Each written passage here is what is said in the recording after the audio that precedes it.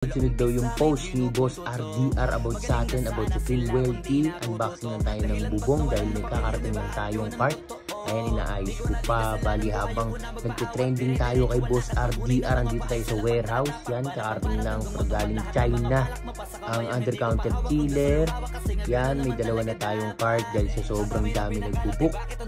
Tapos yan, kakarating lang ng rep natin. Yan ang card, yan yung pangalawang kakarating lang. Bali, andito tayo sa warehouse habang nagkakaagulo.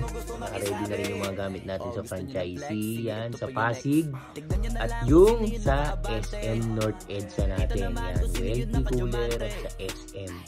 Bali, ito nga paling kakarating lang din natin na freezer, na 6-door freezer. Yan, bali, stainless yan. 6-door freezer yan, stainless, 304 stainless.